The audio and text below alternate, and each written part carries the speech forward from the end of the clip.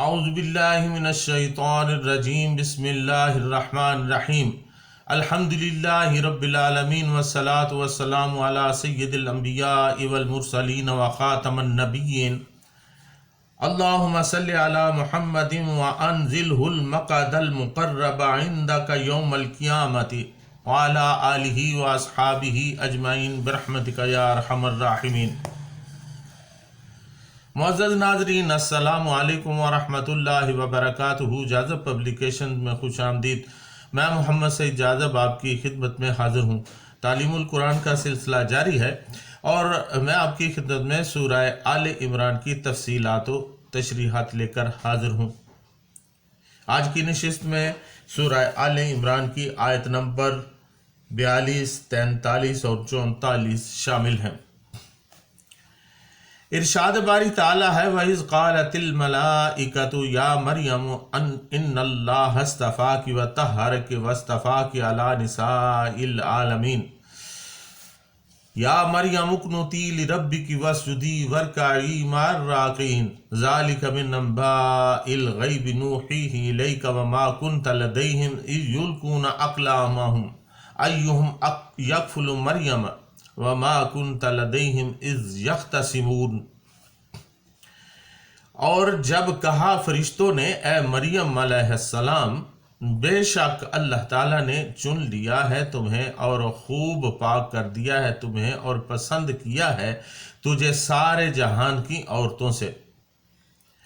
اے مریم علیہ السلام، خلوص سے عبادت کرتی رہ اپنے رب کی اور سجدہ کر اور رکوع کرنے والوں کے ساتھ۔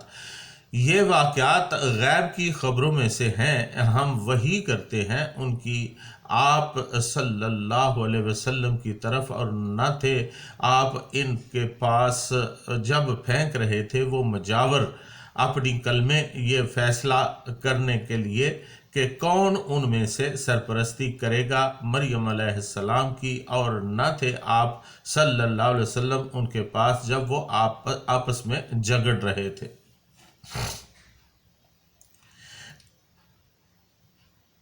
ناظرین، یہاں حضرت مریم علیہ السلام کے اعزازات کا ذکر کیا گیا ہے۔ وَإِذْ قَالَتِ الْمَلَائِكَةُ يَا مَرْيَمُ إِنَّ اللَّهَ اصْطَفَاكِ وَطَهَّرَكِ وَاصْطَفَاكِ عَلَى نِسَاءِ الْعَالَمِينَ۔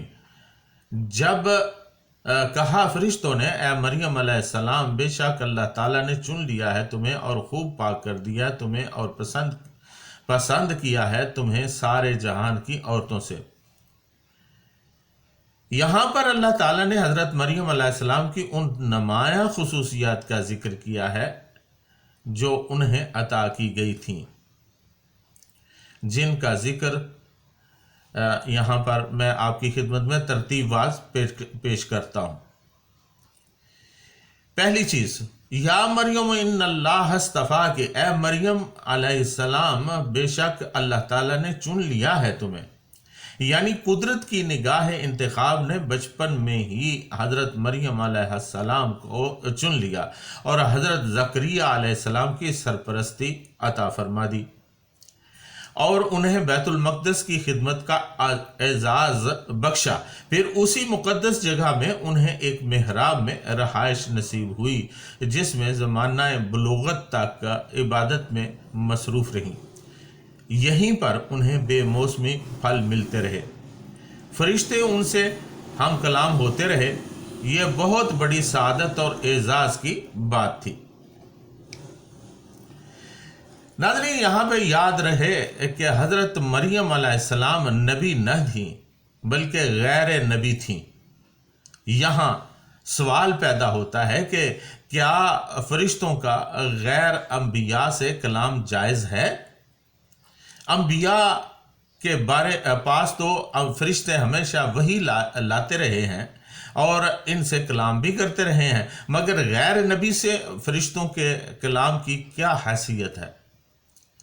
اس سلسلہ میں مفسرین کرام رحمۃ اللہ علیہم فرماتے ہیں کہ فرشتوں کا غیر نبی سے کلام ممنوع نہیں ہے، البتہ وہی صرف انبیاء پر ہی نازل ہوتی ہے۔ یہ اللہ تعالیٰ کی طرف سے احکام اور شریعت ہوتی ہے جسے عوام الناس تک پہنچانا مقصود ہوتا ہے، اس لیے وہی انبیاء تک محدود رہتی ہے۔ البتہ فرشتوں کا عام لوگوں کے ساتھ کلام کرنا ممکن اور درست ہے۔ دوسری خصوصیت جو حضرت مریم علیہ السلام کو عطا ہوئی وہ ہے وطہرکی، وہ اور خوب پاک کر دیا ہے تمہیں۔ یہی وہ عبادت گزاری تھی جس نے انہیں پاکیزہ مطہر بنا دیا تھا۔ اللہ تعالیٰ نے حضرت مریم علیہ السلام کو روحانی اور جسمانی دونوں طرح کی طہارت عطا فرمائی تھی۔ آپ علیہ السلام کو نیکی اور ایمان کے ساتھ پاک بنایا گیا کیونکہ انسان کو ایمان اور نیکی کے ساتھ طہارت حاصل ہوتی ہے، پھر اچھے اخلاق اور عادات اور نیک اعمال طہارت کا باعث بنتے ہیں۔ اس کے برعکس برے اعمال اور برے اخلاق کفر و شرک، نجاست اور گندگی کا سبب ہیں۔ چنانچہ اللہ تعالیٰ نے حضرت مریم علیہ السلام کو تمام بری خصلتوں سے پاک فرمایا۔ مزید یہ کہ ہم تن عبادت میں مصروفیت باطنی طہارت کی دلیل ہے۔ ہماری شریعت میں بھی ہر مومن مسلمان مرد و عورت کے لیے طہارت ضروری ہے۔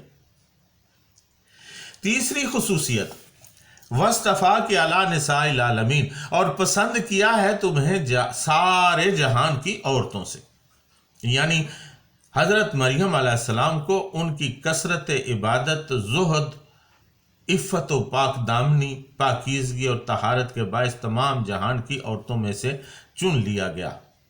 حضرت ابو ہریرہ رضی اللہ تعالیٰ عنہ سے روایت ہے کہ رسول اللہ صلی اللہ علیہ وسلم نے ارشاد فرمایا، اونٹ پر سوار ہونے والی عورتوں میں سے بہترین قریش کی عورتیں ہیں جو اپنے بچوں پر بہت زیادہ شفقت کرنے والی اور اپنے خاوند کے مال و اسباب کی حفاظت کرنے والی ہیں۔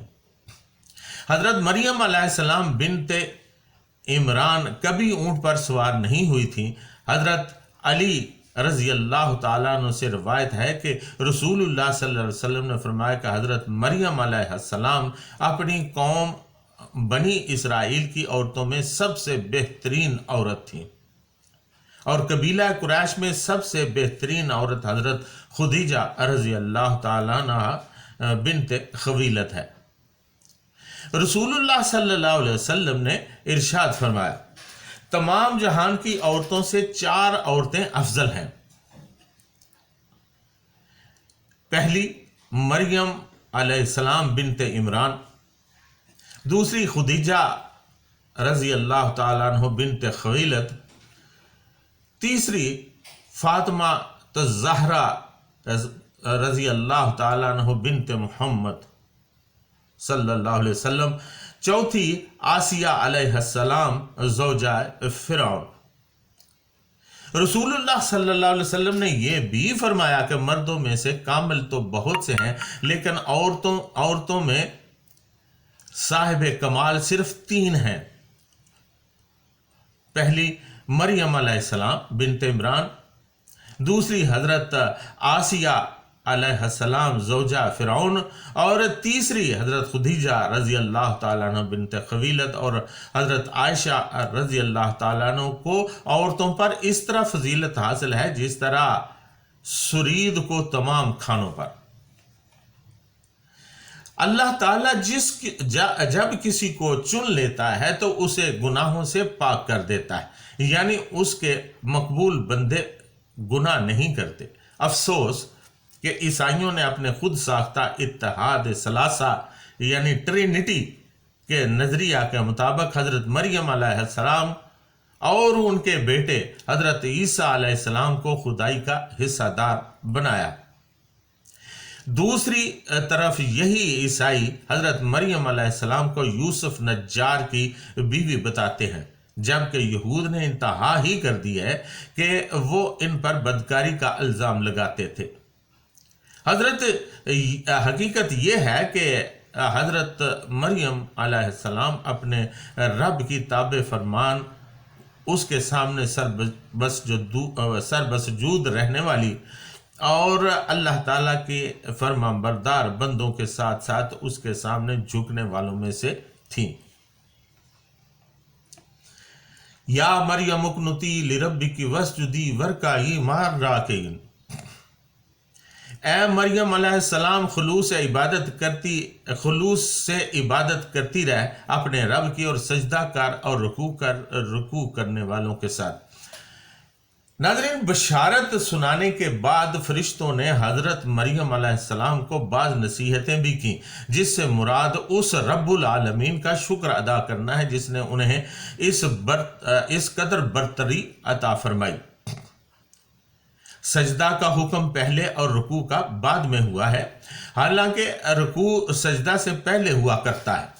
حضرت پیر کرم شاہ صاحب رحمۃ اللہ علیہ فرماتے ہیں کہ اس کی وجہ یہ ہے کہ واو عاطفہ ترتیب پر دلالت نہیں کرتی، یعنی اس سے معطوف علیہ پر مقدم ہونا ضروری نہیں ہوتا۔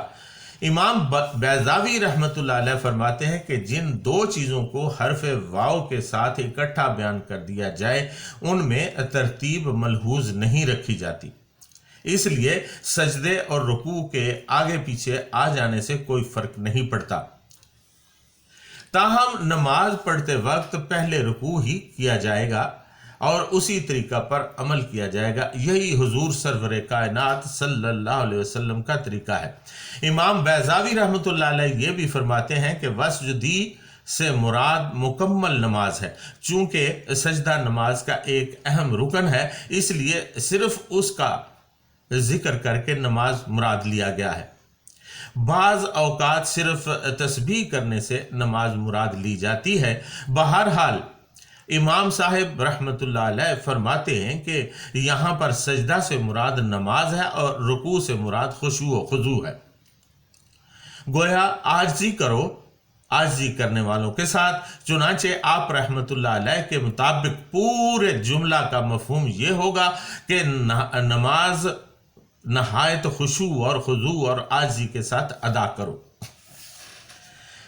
ناظرین، قنوت کا معنی خشوع و خضوع کے ساتھ اللہ تعالیٰ کی عبادت کرنا ہے، جیسا کہ پارہ نمبر 21 سورۃ الروم آیت نمبر 26 میں ارشاد باری تعالیٰ ہے، وَلَهُ مَنْ فِي السَّمَاوَاتِ وَالْأَرْضِ كُلٌّ لَهُ قَانِتُونَ، اور اسی کا ہے جو کچھ زمینوں اور آسمان میں ہے سب اس کے تابع فرمان ہے۔